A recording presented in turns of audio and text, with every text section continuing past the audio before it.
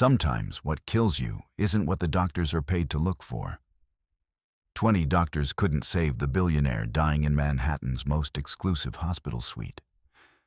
The woman who mopped their floors spotted what they missed.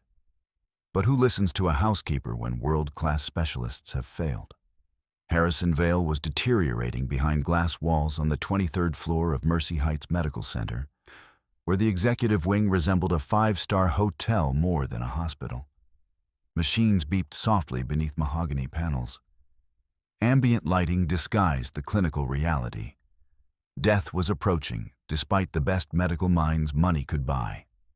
Mara Ellis pushed her cleaning cart through those hushed corridors at midnight, when the city beyond the windows glittered with oblivious life. At 38, she'd perfected the art of invisibility. People looked through her uniform, never at the woman wearing it. She'd learned to move efficiently, economically, habits formed through years of necessity. Single mother, night shift worker, background furniture in a world that prized credentials over capability. But Mara's eyes missed nothing. That particular November night, as she straightened throw pillows and wiped down surfaces in Vale's suite, she inhaled the usual cocktail of scents. Antiseptic, expensive cologne, the metallic tang of medical equipment. Then something else. Something wrong. A smell that didn't belong, faint but distinct. The kind of odor you'd only recognize if you'd spent time around chemical reagents. She paused, dusting cloth suspended midair. 15 years ago. Mara had been the chemistry department's star at City College, a scholarship student on track for medical research. Dr. Elena Lopez had called her brilliant, destined for great things. Then her parents' car accident left 3 younger siblings needing support. Mara withdrew mid-semester, promising herself she'd return. She never did. But she'd kept the textbooks, kept reading during lunch breaks, absorbing online lectures, devouring scientific journals like novels. Knowledge without credentials, intelligence without permission to use it. Now that knowledge sparked recognition. She moved closer to Harrison Vale's bedside, ostensibly checking the nightstand for items to dust. The billionaire lay unconscious, 52 years old but appearing ancient. His hair had thinned dramatically, coming away in clumps on the pillowcase she'd changed the night before. His fingernails showed a distinctive yellowing she recognized from toxicology lectures. The subtle discoloration at his gums told a story the specialists were missing. On the nightstand sat a sleek black tin labeled Monarch, luxury hand balm supposedly imported from Switzerland. A visiting friend had brought it, insisting it was the only product that didn't irritate Vale's sensitive skin during treatment. Mara studied the tin without touching it. Powder residue dusted the lid's edge. A microscopic film coated the rim. Details that didn't match any therapeutic product she'd encountered. Her heart hammered against her ribs. She knew what was killing Harrison Vale. The symptom pattern crystallized in her mind, clear as laboratory glass. Ascending neuropathy, alopecia, gastrointestinal failure, the particular metallic scent. Classic presentation of metal poisoning. But who would listen to a housekeeper when 20 specialists had failed? The executive wing existed in its own universe, sealed away from the chaos of Mercy Heights' lower floors. No intercoms blaring codes, no gurneys racing through corridors. Here, wealth purchased silence, privacy, and the illusion that death could be negotiated with rather than faced. Mara had worked this floor for 3 years, ever since the hospital expanded its concierge care division. The pay was marginally better than standard janitorial work, and the overnight shift meant she could be home when her daughter Jasmine woke for school. 12-year-old Jasmine, brilliant and beautiful, who deserved a mother who could afford more than survival. Tonight felt different.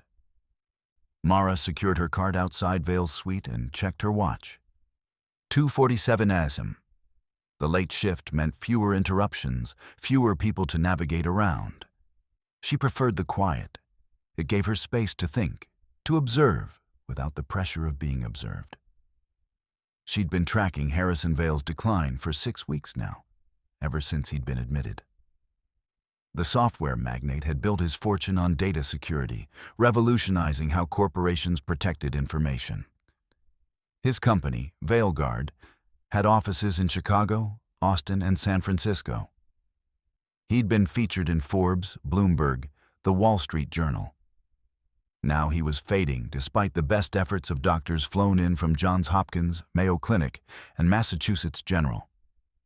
The medical team rotated specialists like chess pieces.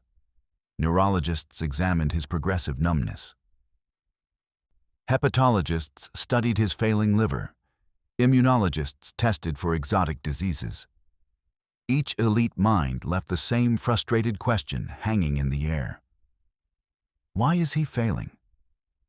Mara entered the suite, her keycard granting access most visitors didn't have.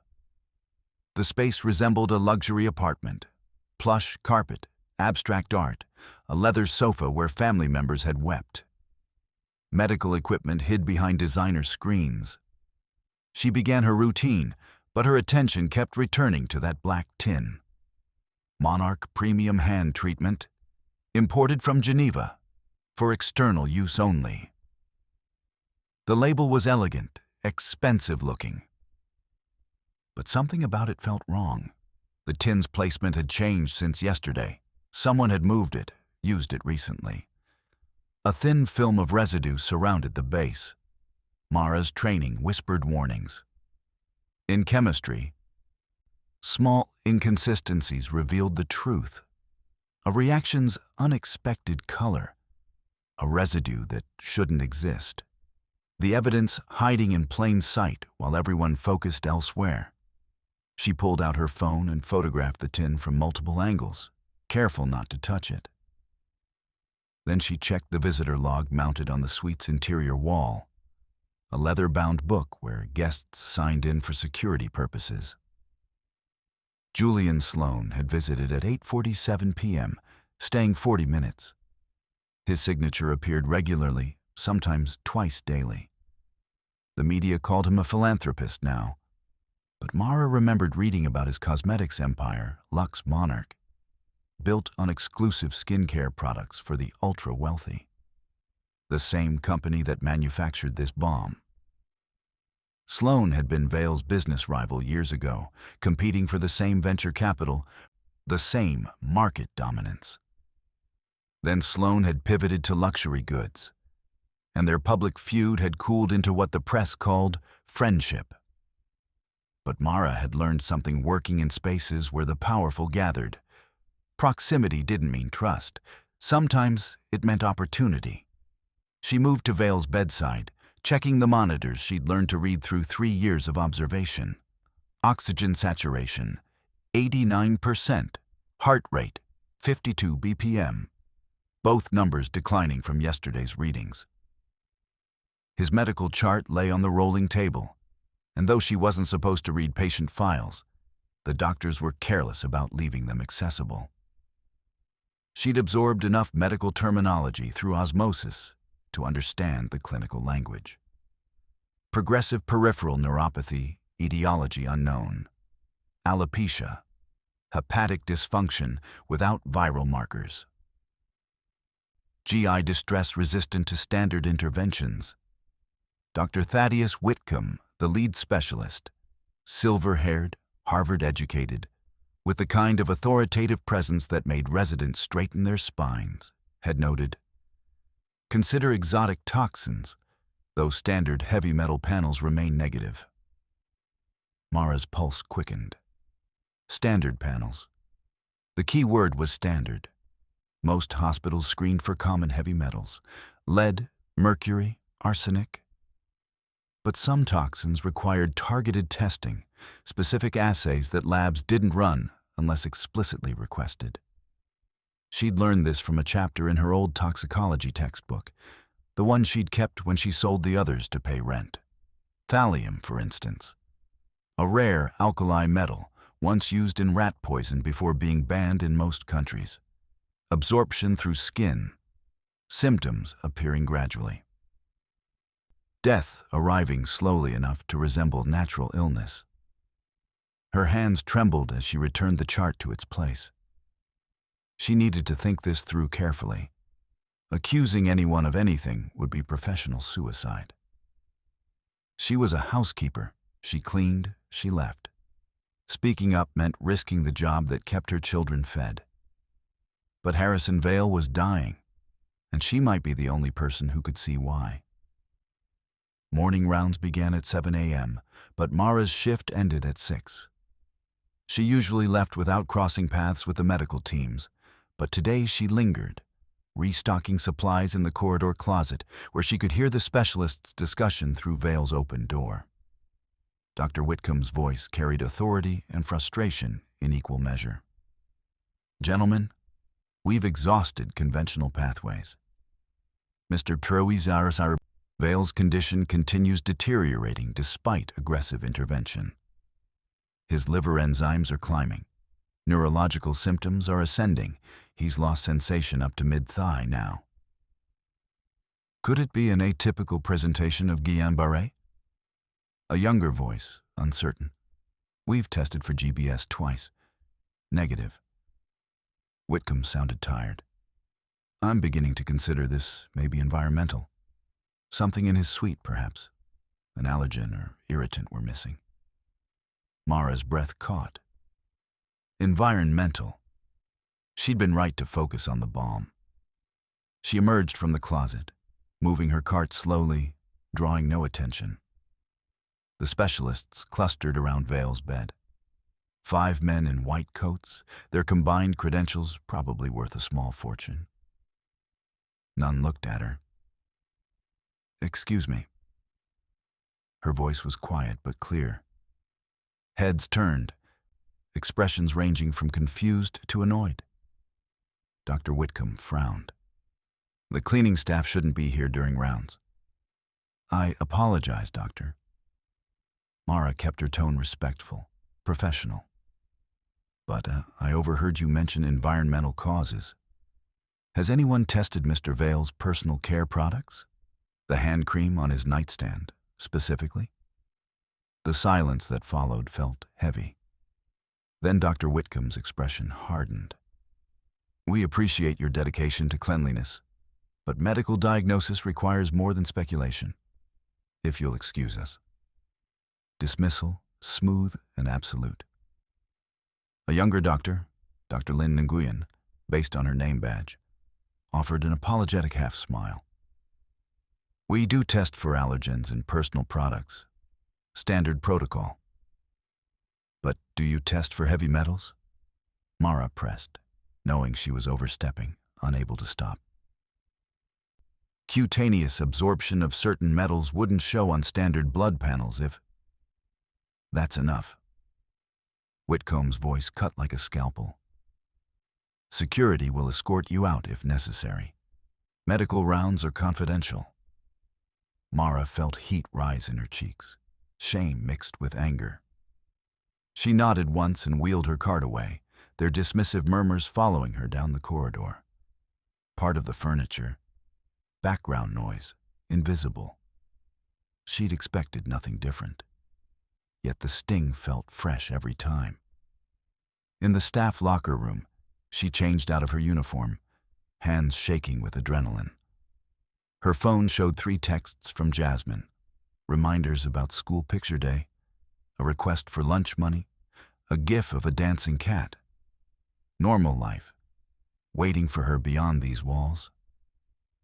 But she couldn't unsee what she'd seen, couldn't unknow what she knew. That afternoon, unable to sleep, Mara sat at the kitchen table in her Brooklyn apartment, her old textbooks spread before her. The chapter on metal toxicology confirmed her suspicions.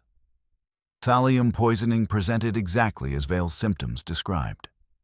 Hair loss, peripheral neuropathy, and GI distress. And because it wasn't commonly tested, it could hide in plain sight for weeks. The poison's most insidious quality: it could be absorbed through skin, especially when applied repeatedly in a cream or ointment base. A patient using contaminated balm twice daily would accumulate toxic levels gradually, symptoms mimicking natural illness. She photographed the relevant textbook pages, then searched online for information about Lux Monarch products. The company's website showcased luxury skincare, celebrity endorsements, boutique locations in Beverly Hills and Manhattan. Julian Sloan's biography described his transformation from tech competitor to wellness innovator. The phrase made Mara's stomach turn. She found archived articles about the business rivalry between Sloan and Vail. Bitter patent disputes, a lawsuit over stolen intellectual property, public accusations of corporate espionage. Then, 5 years ago, a sudden reconciliation. Sloan had pivoted his company focus, and the public feud ended. But grudges didn't always die. Sometimes they just waited. Mara knew she couldn't approach the doctors again. They'd made their position clear. She needed evidence, something undeniable. She needed to test the balm herself. The plan formed slowly, each piece sliding into place like a chemical equation balancing. She had access to Vail's suite. She had basic lab skills and resourcefulness. The hospital's supply closets contained reagents, not sophisticated equipment, but enough for a crude field test. It was reckless, potentially illegal, definitely grounds for termination. But Harrison Vail was dying, and Mara had spent 15 years being invisible. Maybe it was time to be seen. Mara returned to work that evening with a plan she'd refined during her restless afternoon. The hospital's policy manual, which she'd read cover to cover years ago out of boredom, stated that any hazardous material found by staff should be secured and reported to safety compliance. A thin justification, but it existed. She waited until 1 a.m., when the executive wing's nurse station typically dimmed to skeleton crew. Tonight, one nurse, Pauline, absorbed in charting, barely glancing up as Mara passed with her cart. Vail's suite was dark, except for monitor lights. The billionaire's breathing sounded labored, each inhale a struggle. His condition had worsened visibly since yesterday. His skin had taken on a grayish pallor. His movements, when dreaming, were sluggish. Time was running out. Mara photographed the balm tin's position, then carefully lifted it using a paper towel. The weight felt wrong, too light for a full container. She opened it, and the cream inside appeared expensive, silky white with a faint herbal scent. But underneath, she detected that metallic smell again, sharper now that she knew what to look for. Using a cotton swab from her cart's medical waste disposal pouch, she collected a tiny sample, sealing it in a plastic specimen bag she'd brought from home. Then she replaced the tin exactly as it had been, angle and position matching her photograph. Her heart hammered so loudly she was certain someone would hear it. Back in the supply closet, surrounded by industrial cleaners and medical supplies, Mara set up her makeshift lab. She'd brought a single reagent from home, silver nitrate solution, purchased years ago for a neighborhood science fair project with Jasmine. Combined with the right catalyst, it could precipitate certain metal ions, producing distinctive colors. The test was crude, hardly scientific by professional standards. But chemistry yielded secrets even in crude forms. She dissolved a tiny amount of the balm in distilled water, then added drops of silver nitrate. Nothing happened initially. Then she introduced a few drops of sulfuric acid from the cleaning supplies, carefully, wearing gloves, working in a ventilated space. The solution began to change. First cloudy, Then, under the fluorescent light, an impossible slate blue emerged, deep, unmistakable. Mara's breath stopped. That color burned into her memory from toxicology lectures. The specific hue produced when thallium ions precipitated. She'd seen it in slides, in demonstrations, in the careful warnings professors gave about substances that could kill. She photographed the reaction from multiple angles, hands trembling. Then she cleaned everything meticulously, disposed of the materials properly, and stood in the supply closet trying to slow her racing pulse. She had evidence. Preliminary, crude, but evidence. Now she needed documentation that would force someone to listen. Over the next 2 nights, Mara became a detective in janitor's clothing. She photocopied Vale's visitor logs, highlighting Julian Sloane's visits, twice daily, like clockwork, always carrying that distinctive black tin. She documented the bomb's placement on the nightstand, how it appeared freshly used after each visit. She noted security camera positions that would have captured Sloane's interactions with Vale. She compiled a timeline, Vale's symptom progression mapped against Sloane's visiting pattern. The correlation was stark. Each week of regular balm application matched increased symptom severity. But documentation alone wouldn't be enough. She needed someone to take the leap with her. Someone inside the medical hierarchy willing to risk credibility. Dr. Lin Nguyen seemed like the best option. Young enough to still question authority, compassionate enough to have offered that apologetic smile. Mara found her opportunity during a quiet 3 a.m. moment when Dr. Nguyen was refilling her coffee in the staff kitchenette. Dr. Nguyen? Mara kept her voice low. I need 2 minutes. The young doctor looked up, surprised. You're the housekeeper from the other day. I'm sorry about Dr. Whitcomb. He's under a lot of pressure. I understand. But I need you to look at something. Mara pulled out her phone, showing the photographs. The balm, the field test result, the timeline. This is thallium poisoning. I ran a preliminary test. It's not perfect, but... Wait. Dr. Nguyen's expression shifted from polite to alert. You tested patient products without authorization? I tested a potential hazard found during cleaning. Mara's voice remained steady. Hospital policy requires reporting hazardous materials. That's what I'm doing. Silence stretched between them. Dr. Nguyen studied the photographs, her medical training evident in how her eyes moved, systematic, analytical.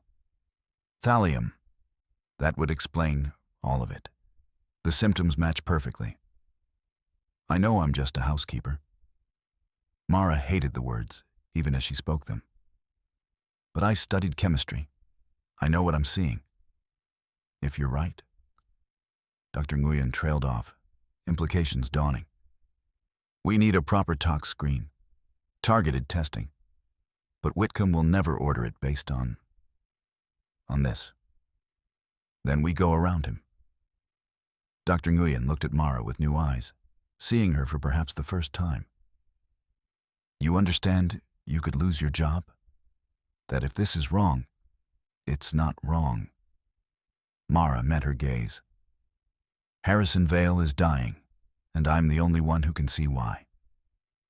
The young doctor nodded slowly. Give me until tomorrow.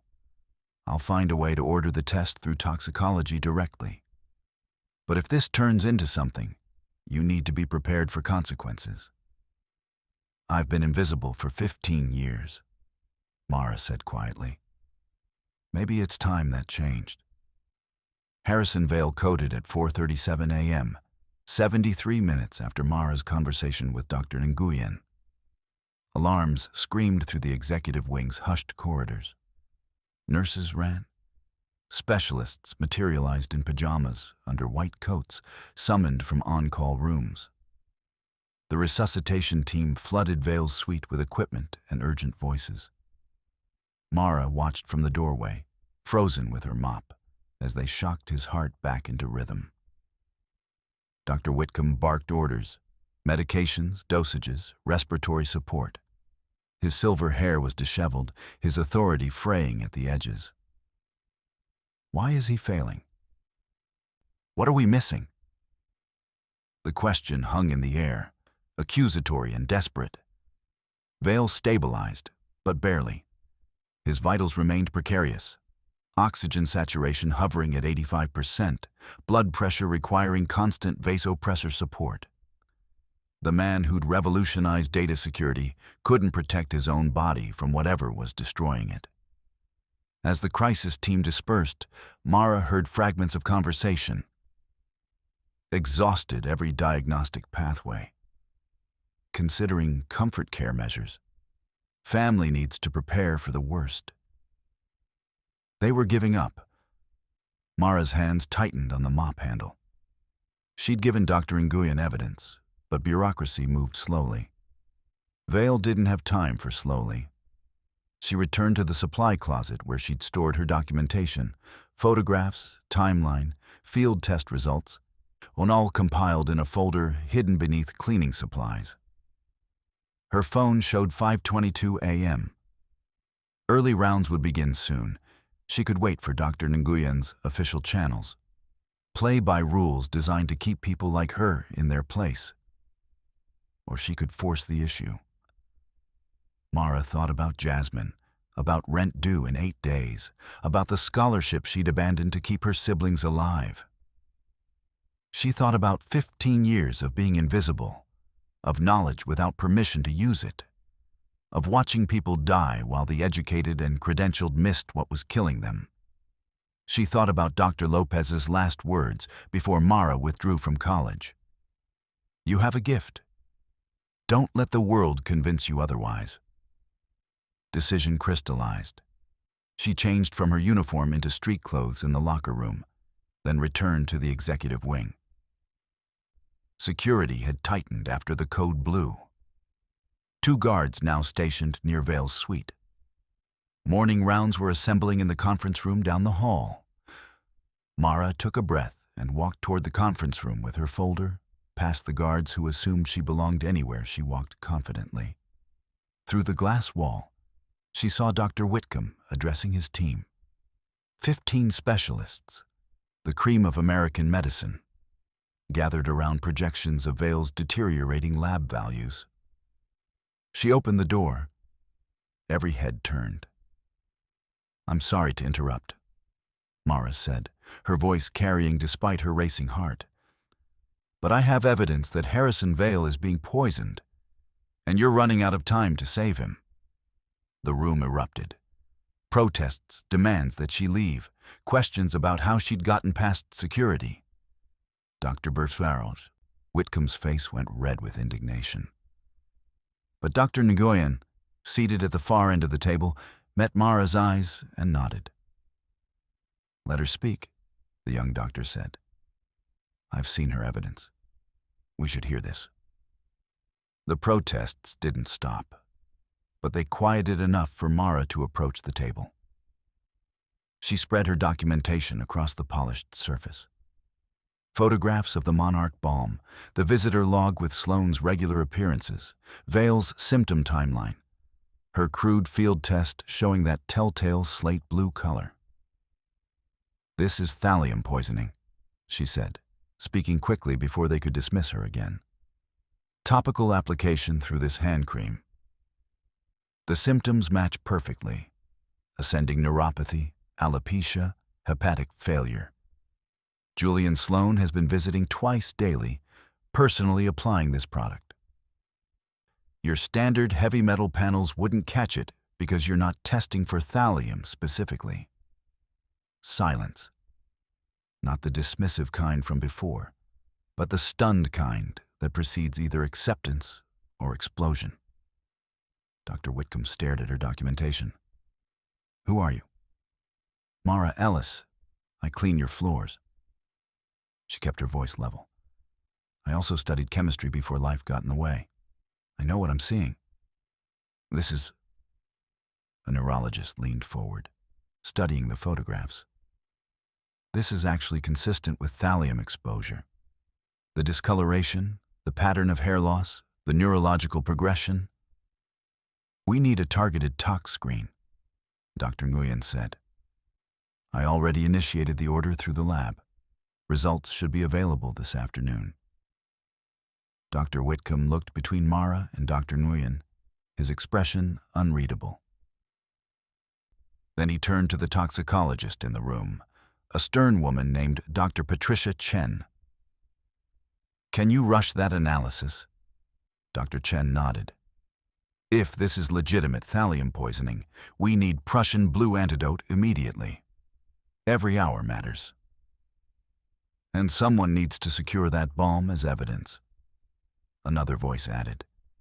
If this is intentional poisoning, the implications settled over the room like fallout. Dr. Whitcomb's eyes returned to Mara. If you're wrong, Ms. Ellis, you'll face consequences for this disruption. I'm not wrong, Mara said. I'm just the only one who was paying attention. The toxicology results arrived at 2:47 p.m. Thallium sulfate detected at 620 micrograms per liter, critically elevated. Dr. Chen delivered the news to a hastily reconvened medical team, her voice tight with controlled anger. This level indicates chronic exposure over weeks, consistent with repeated topical application. We're starting Prussian blue chelation therapy immediately, but there's been significant systemic damage. Dr. Whitcomb stood motionless, a man watching his certainties collapse. How did we miss this? Because you weren't looking for it, Mara said quietly from her position near the door. Still present by Dr. Nguyen's insistence, still technically unauthorized. Security had been summoned by hospital administration. The chief of medicine, the legal team, and 2 actual police detectives now crowded the conference room. What had been a medical emergency was transforming into a criminal investigation. Detective Sarah Morrison, NYPD Major Case Squad, studied Mara's documentation with sharp attention. Ms. Ellis, you're saying Julian Sloan has been poisoning Harrison Vale deliberately? I'm saying the evidence suggests it. Mara chose her words carefully. The Monarch bomb contains thallium. Mr. Sloan manufactures that product and personally delivers it to Mr. Vale. The symptom timeline correlates exactly with his visiting pattern. That's circumstantial, Morrison said, but worth investigating. We'll need to secure the bomb as evidence, review security footage, and interview Mr. Sloan. Security footage, Dr. Nguyen interjected. The suite has cameras. We could see exactly how Sloan applied the cream. The hospital's security chief, a former NYPD detective himself, was already pulling footage on his laptop. The room crowded around the screen. The video showed Julian Sloan entering Vale's suite at various dates and times. In each clip, he carried the distinctive black tin. He would sit beside Vale's bed, speaking softly, audio wasn't captured, while applying the cream to Vale's hands, wrists, sometimes his temples. Intimate, careful, almost loving. He's wearing gloves in some shots, Morrison observed. That's concerning. The most damning footage showed Sloan alone with Vale during a moment when nurses had stepped out. He opened the tin, stirred the contents with a small implement, possibly adding something, then applied it liberally to Vale's skin. That's not therapeutic application, Dr. Chen said. That's deliberate exposure. Morrison straightened. We need to bring Sloan in, now. But Julian Sloan was already in the building. He appeared in the executive wing at 3:15 p.m., his usual visiting time, carrying his usual black tin. Security intercepted him at the elevator. Mr. Sloan, NYPD needs to speak with you. Sloan's expression shifted, surprise, then calculation. His eyes swept the corridor, taking in the unusual number of people, the police presence. Then he ran. The foot chase lasted less than 30 seconds. Hospital security and NYPD officers tackled him near the stairwell. The Monarch tin skittered across the polished floor, its elegant surface now sinister evidence. Mara watched from Vale's doorway as they handcuffed the man who'd been slowly murdering his friend. Sloane's face was red, his composure shattered. "You don't understand," he shouted as they led him away. "Vale destroyed my company. He stole my patents, my future. He deserved—" "Save it for your lawyer," Morrison said. In the aftermath, silence settled over the executive wing. Harrison Vale remained unconscious in his suite, Prussian blue solution dripping into his veins, fighting poison while his would-be killer was processed 2 floors below. Dr. Whitcomb found Mara in the corridor, her documentation still clutched in her hands. "Miss Ellis." His voice was subdued. "I owe you an apology. Several apologies. Your education, your observations, your persistence. You saved a man's life while the rest of us were too arrogant to listen. I just pay attention to things other people miss," Mara said. "No." Whitcomb met her eyes. "You did what we're trained to do. Observe, hypothesize, test, advocate. You did it with fewer resources and less institutional support than anyone in that conference room. And you were right when all of us were wrong." The admission seemed to cost him something. Mara nodded slowly. "Will Mr. Vale recover?" "We caught it in time, thanks to you. He'll need months of treatment, physical therapy. But, yes, he should survive." Behind them, Dr. Nguyen approached with hospital administration in tow. The conversation that followed blurred into bureaucratic language. Liability concerns, official recognition, offers of consulting fees that felt like hush money. But through it all, Mara felt something shift. The invisibility that had protected her for years was dissolving. People were seeing her now, truly seeing her, and she wasn't sure if she welcomed the exposure or feared it. Harrison Vale opened his eyes 3 days later. The first thing he saw was the woman who'd saved his life, standing beside his bed in a borrowed white coat, explaining the chemistry of chelation therapy to a medical student. "You must be Mara," he whispered, his voice weak but clear. She turned, surprised he was awake. "Mr. Vale? How are you feeling?" "Like I've been poisoned and brought back from the dead." A faint smile. "Dr. Whitcomb told me everything. You saved my life. I just paid attention. You did more than that." Vale's gaze was intense despite his weakened state. "You fought a system designed to ignore you, and you won." Mara didn't know what to say to that. Vale continued, "When I'm recovered, I'd like to discuss something with you. I have a foundation that funds interrupted educations, students who had to stop for circumstances beyond their control. I think you'd be interested." "Mr. Vale, you don't need to—" "Yes," he interrupted gently.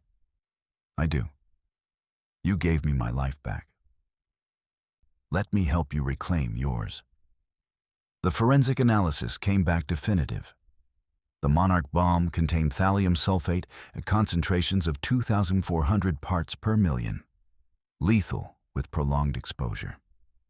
Manufacturing records, subpoenaed from Lux Monarch's facility in New Jersey, showed Julian Sloan had personally formulated a special batch for Harrison Vale, deviating from standard production protocols. Federal agents from the FBI's Public Corruption Unit joined NYPD's investigation.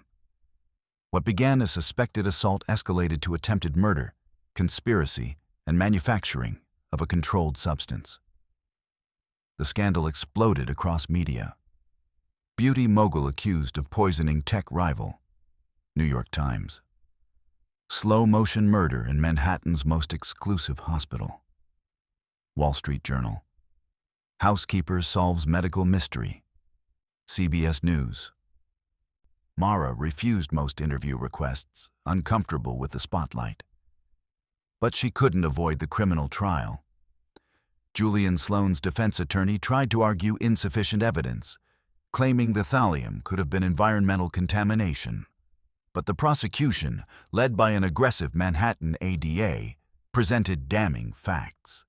Sloan's history of violent threats against Vail in emails dating back to their business dispute.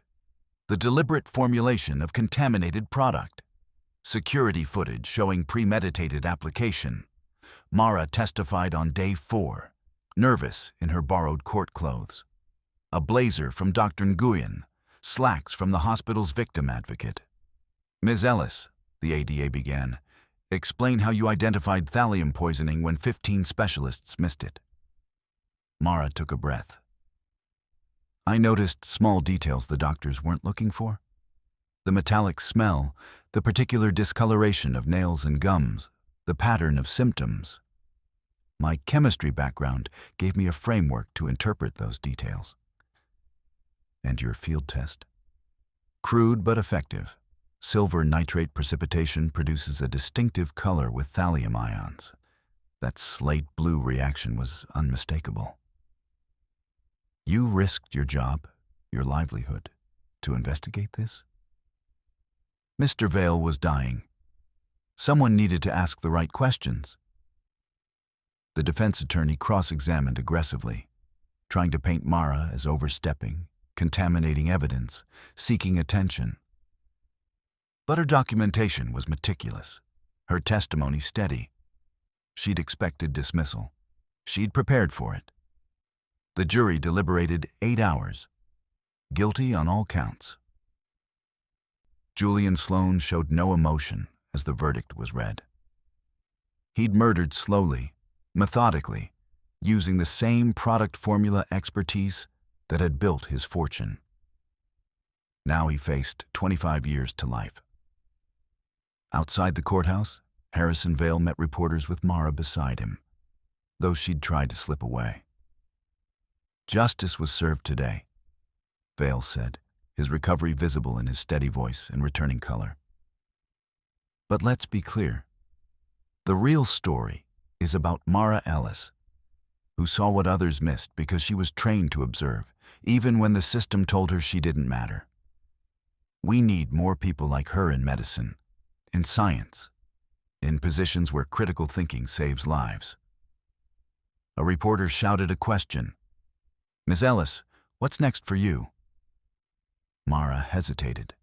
She'd spent weeks navigating this new visibility, unsure how to inhabit it.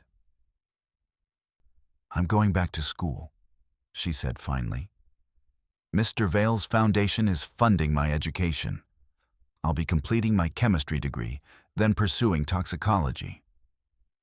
Will you continue working at the hospital? Part-time. Someone still needs to clean those floors. A small smile. And pay attention to things other people miss. The joke landed gently. People laughed, not at her, but with her.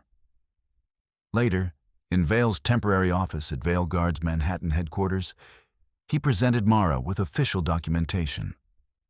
Full scholarship to Columbia University, a stipend for living expenses, and a part-time toxicology research position at Mercy Heights Medical Center. You're funding an entire degree? Mara stared at the numbers, stunned.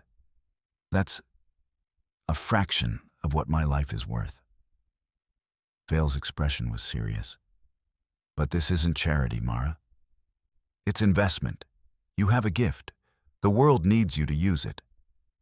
I have a daughter. Responsibilities. I can't just... The stipend covers childcare. Columbia has excellent support programs for non-traditional students. I've already spoken with the dean. Vail leaned forward. You've spent 15 years being told you don't belong in the room.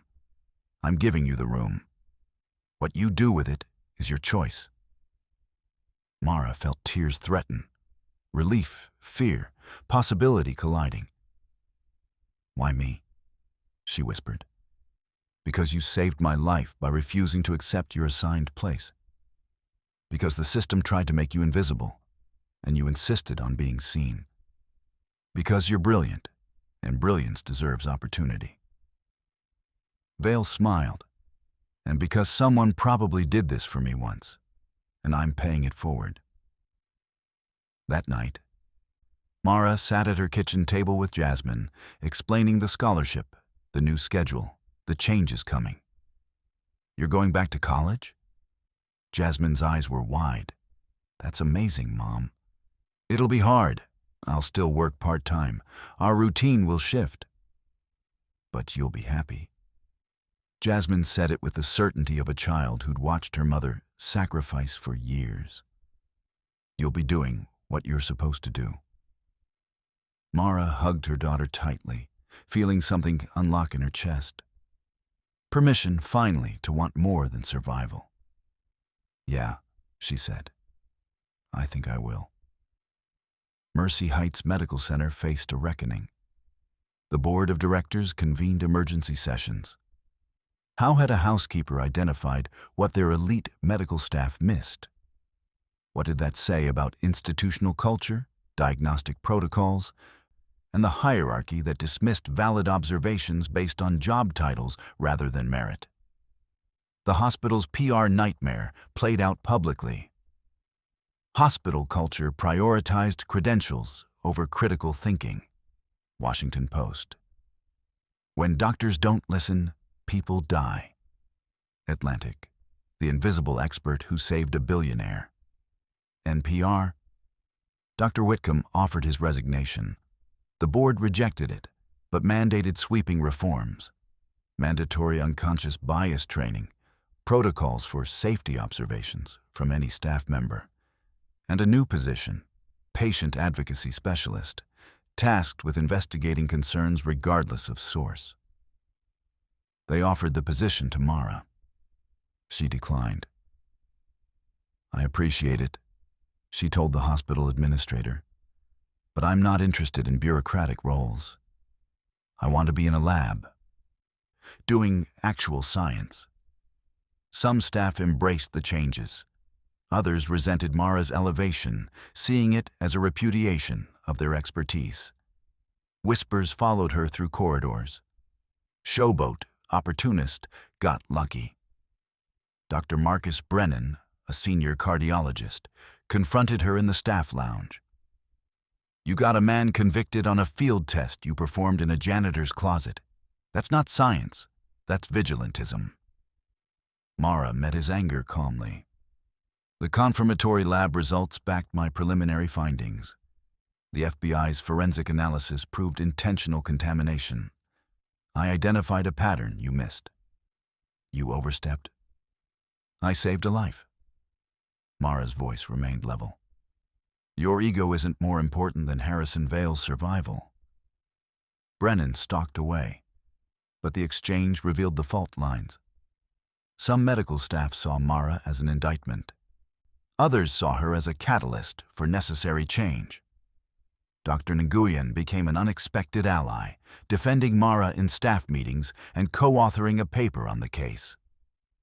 Diagnostic humility, when non-traditional expertise identifies missed toxicology. The article was accepted by the New England Journal of Medicine. Mara's name listed prominently. "You're credited as second author," Dr. Nguyen explained, showing Mara the proof. "Your observations and methodology were critical." "I'm not a doctor," Mara protested. "I don't have credentials." "You saved a patient's life through applied chemistry and pattern recognition. That's what medicine is supposed to be." Dr. Nguyen smiled. "Credentials follow competence, not the other way around." The recognition felt strange. Validation Mara had craved for years.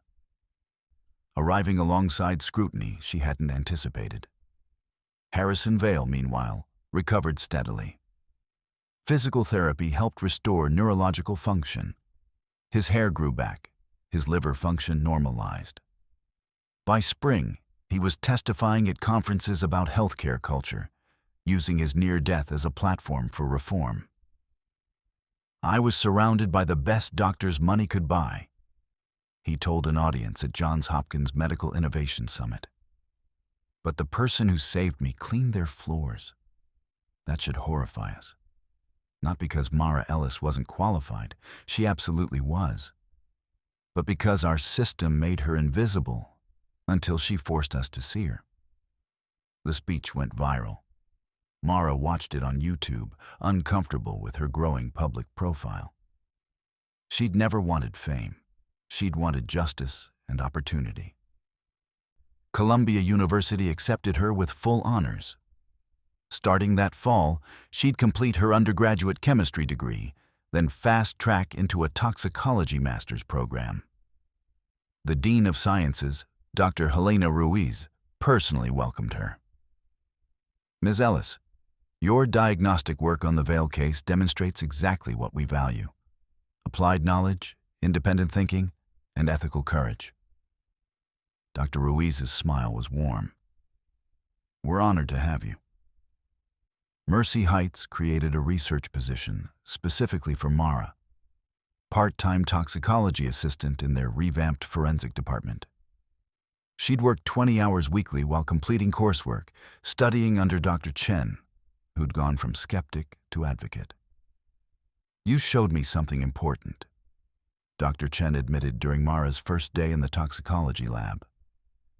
"I'd become complacent, relying on protocols instead of curiosity. You reminded me why I became a scientist." But not everyone was gracious. Anonymous complaints reached hospital administration. Mara was unqualified for the research position, her hiring nepotistic, her success lucky. The old guard fought the changes she represented, resenting disruption to hierarchies they'd climbed. Mara learned to navigate the resentment, keeping her head down, doing excellent work, letting results speak. She'd spent years being invisible. She could survive being visible and controversial. Jasmine thrived. The scholarship stipend meant better childcare, reliable meals, occasional luxuries like movies and new clothes. She wrote an essay for school, "My Mom the Hero," describing the night Mara saved a billionaire. "I'm not a hero," Mara said when she read it. "Yes, you are," Jasmine insisted. "Heroes are people who do the right thing even when it's scary." That definition settled in Mara's chest, both burden and gift. Harrison Vail invited Mara to VailGuard's annual gala in Chicago, a black tie affair she couldn't imagine attending. But he insisted, and Dr. Nguyen helped her shop for a dress, secondhand, elegant, within budget. At the gala, surrounded by tech executives and venture capitalists, Mara felt like an anthropologist studying a foreign culture. Until Vail took the stage and announced a new initiative. The Ellis Foundation for Interrupted Education, a $50 million endowment funding scholarships for students who'd left college due to circumstance.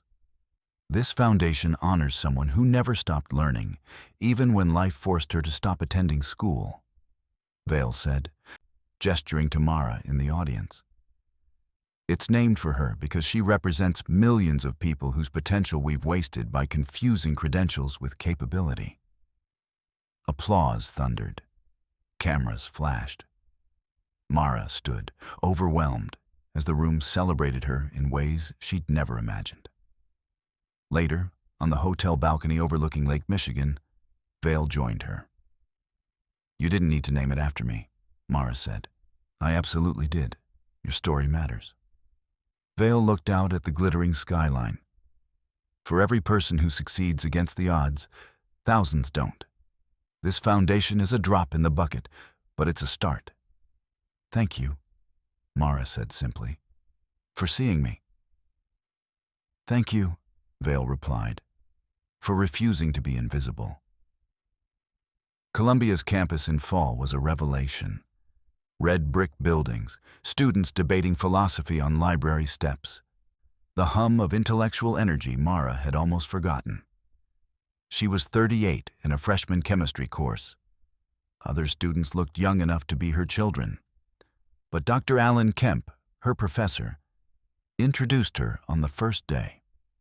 This is Mara Ellis. Some of you may recognize her name from the Harrison Vale case. She'll be joining us while completing her degree. I expect you'll all learn from her real-world experience. The students looked at her with curiosity rather than condescension. One, a sophomore named Diego, approached after class. "You're the housekeeper who solved the poisoning, right? That's badass." Mara laughed, surprised. "I'm also a single mom trying not to fail organic chemistry. You identified thallium toxicity through field chemistry. You'll be fine." Diego grinned. "Can I join your study group?" She formed friendships cautiously, navigating the gap between her life and theirs. They worried about grades. She worried about grades and rent and Jasmine's homework. But the intellectual stimulation was oxygen after years of suffocation. Her toxicology position at Mercy Heights expanded. Dr. Chen involved her in consultations, suspected overdoses, occupational exposures, unusual presentations that standard panels missed. Mara developed a reputation for noticing subtle patterns, the small details that revealed larger truths. One case particularly resonated: a construction worker with mysterious symptoms. Standard lead testing came back negative, but Mara noticed paint chips in his clothing samples. "Test for chromium," she suggested. Older paint formulations used chromium compounds that mimic lead toxicity, but require different treatment. She was right. The worker received proper chelation therapy and recovered.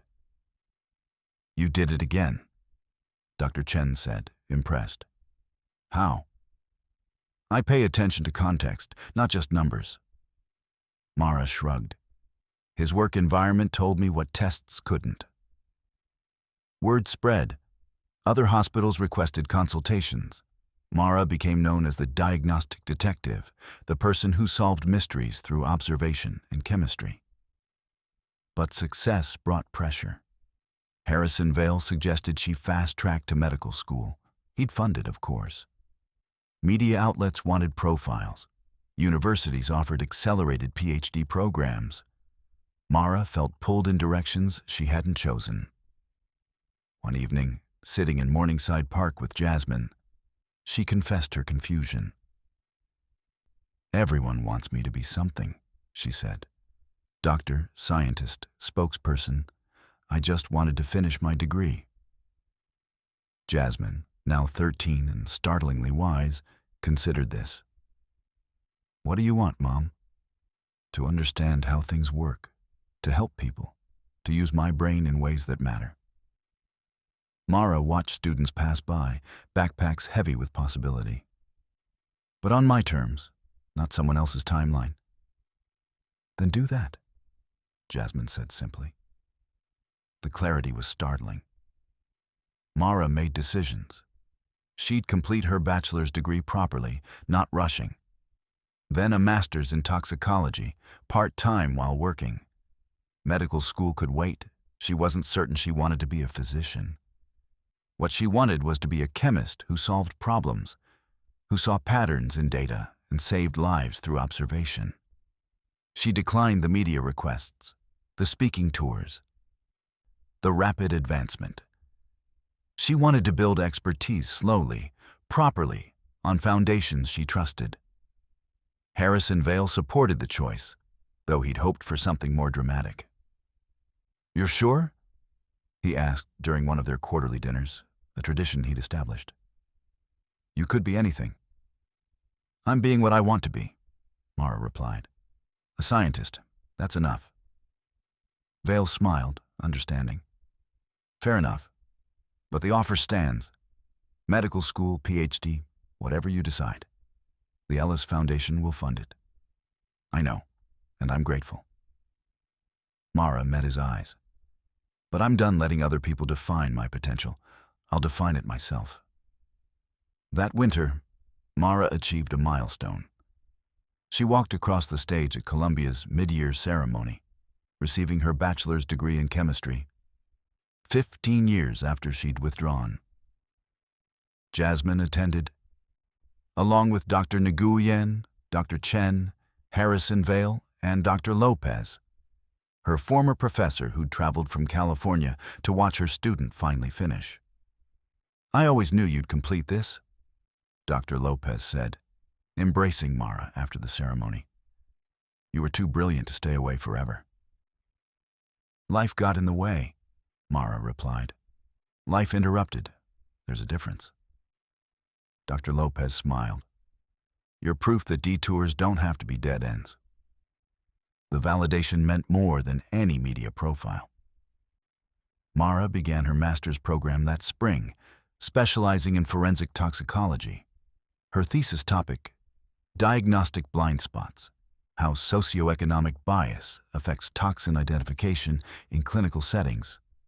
She worked in Dr. Chen's lab, published papers, presented at conferences, always careful to credit the institutional changes that had enabled her success while acknowledging the barriers that remained. "One person's breakthrough doesn't fix a broken system," she told a symposium audience, "but it can illuminate where the breaks are." The Ellis Foundation funded its first class of scholars, 20 students whose educations had been interrupted by poverty, illness, or family crisis. Mara mentored 3 of them, sharing hard-won wisdom about navigating institutions designed to exclude. "You'll be told you don't belong," she advised them. "Prove them wrong by being too competent to ignore." One scholar, a single father named Marcus, who'd left engineering school to care for his disabled son, reminded Mara of herself. "How do you handle the imposter syndrome?" he asked during a mentoring session. "Everyone here seems so confident." "Confidence is performance," Mara replied. "Competence is what matters. Focus on the work. The rest will follow." She believed it now in ways she hadn't before. At 39, Mara Ellis stood in a legitimate laboratory, wearing a white coat she'd earned, solving problems that saved lives. She'd reclaimed the life interrupted, but on her own terms, in her own time. The world had finally learned to see her. Now she was teaching others to see themselves.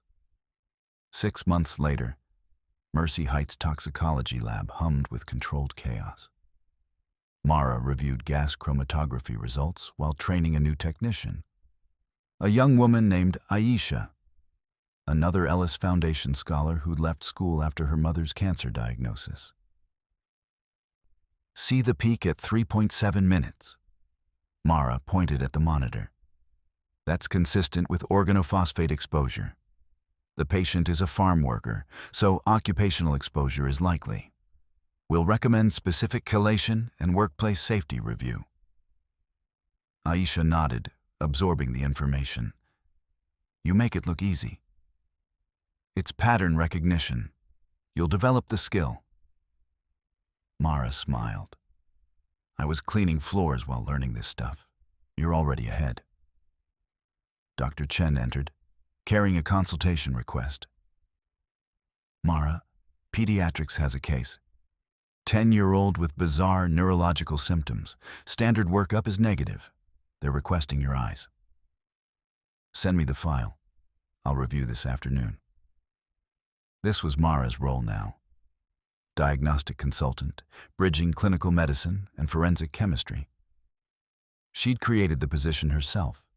Not quite doctor, not quite traditional scientist, but something hybrid and essential. The consulting work paid enough to support Jasmine comfortably. The master's program advanced steadily. And twice a week, Mara taught a community college course, Chemistry for Everyone, demystifying science for students from backgrounds like hers. "Anyone can understand chemistry," she told her class. "You just need someone willing to explain it in language that makes sense."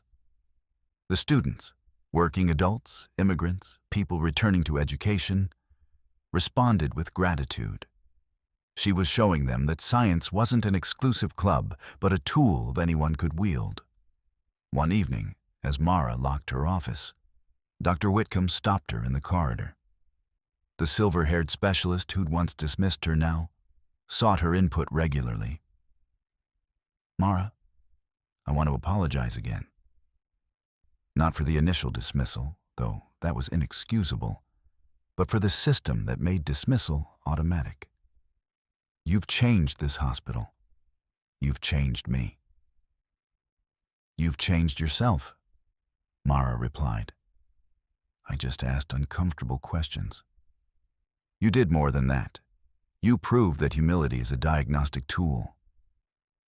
Whitcomb smiled wryly. "I'm recommending you for the hospital's Distinguished Service Award.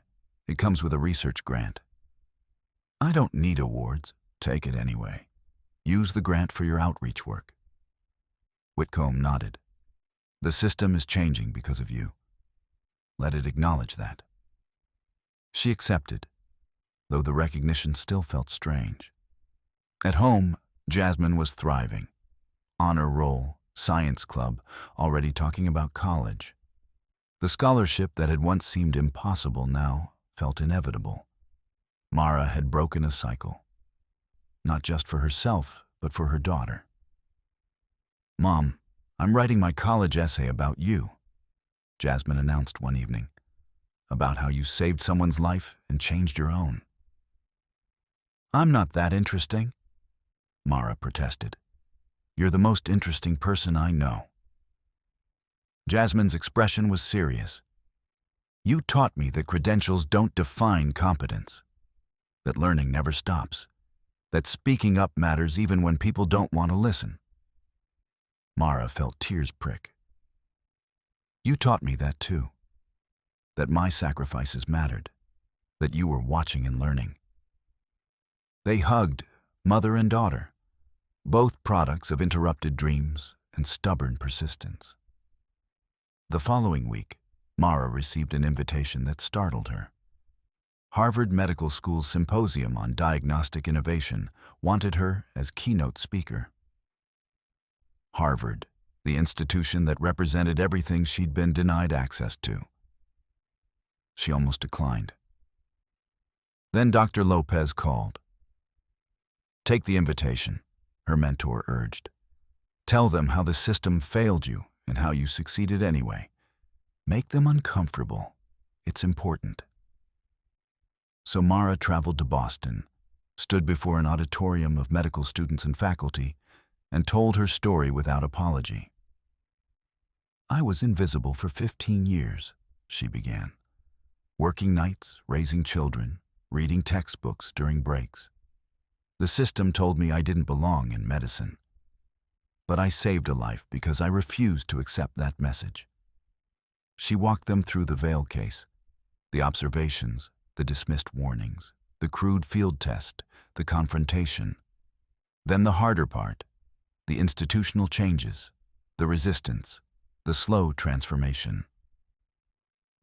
"Excellence exists everywhere," she concluded. "In people cleaning floors, driving buses, working factory lines. Your job as physicians isn't just to cure patients, but to see the expertise around you, even when it comes from unexpected places. Especially then." The standing ovation lasted 3 minutes. Afterward, students approached with questions, their faces reflecting something Mara recognized: hunger for a more inclusive vision of medicine. "How do we change the culture?" one asked. "By refusing to participate in dismissal. By listening when someone outside your hierarchy speaks. By remembering that credentials are tools, not identities." Mara paused. "And by teaching the next generation to be better than we were." Flying back to New York, Mara reflected on the strange trajectory of her life.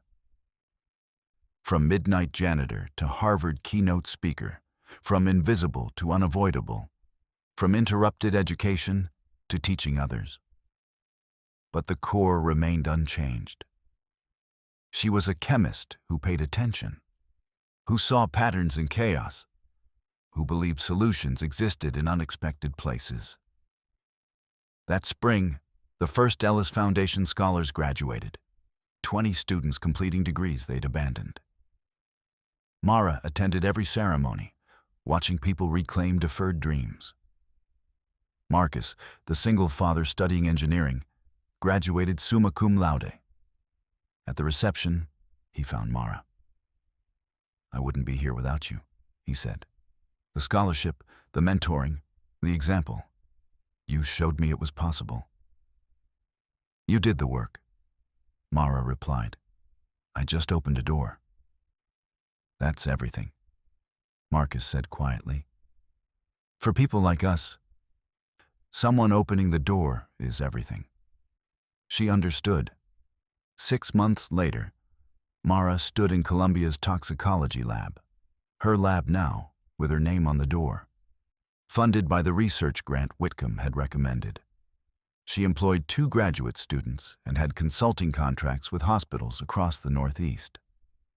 The lab specialized in diagnostic mysteries, cases where standard testing failed, where symptoms didn't match easy answers, where someone needed to look closer and think differently. Mara was good at thinking differently. On the wall, she'd hung 2 items. Her original Columbia acceptance letter from 15 years ago, and the photograph from her first day as a housekeeper at Mercy Heights. Reminders of where she'd started and how far she'd traveled. Dr. Chen stopped by that evening, carrying coffee. "Still here? Go home, Mara. Your daughter needs dinner." "I'm finishing this case review." Mara gestured at the spectroscopy results. "Suspected mercury exposure, but the source is unclear." "It can wait until tomorrow." "No, it can't. Someone's health is declining while we delay." Mara looked up, smiling. "You taught me that urgency matters." Chen laughed. "I taught you? You taught all of us urgency, and humility, and how to see." She sat down. "You know they're proposing a new medical school curriculum based partly on your work? Diagnostic humility and cross-disciplinary observation. You're literally changing how doctors are trained." "Good," Mara said. "Maybe the next housekeeper who notices something won't be ignored." "That's the goal." Chen raised her coffee cup. "To breaking down doors." "To opening them," Mara corrected, clinking her cup. "Doors aren't meant to be barriers. They're meant to be passages." That night, walking home through Manhattan's glittering streets, Mara thought about passages. How life was never linear. How detours could become destinations. How endings could transform into beginnings. She'd been invisible once. Now she was seen. She'd been dismissed once. Now she was heard. She'd been interrupted once. Now she was essential. At home, Jasmine was studying chemistry, following her mother's path, but on her own terms. Mara watched her daughter work, seeing not just a student, but a future scientist who would never doubt she belonged. The cycle was truly broken. Mara sat down beside Jasmine, opened her laptop, and returned to her case review. Someone needed her attention. Someone was counting on her to see what others missed. It was what she did best. It was what she'd always done. Now, finally, the world had learned to watch.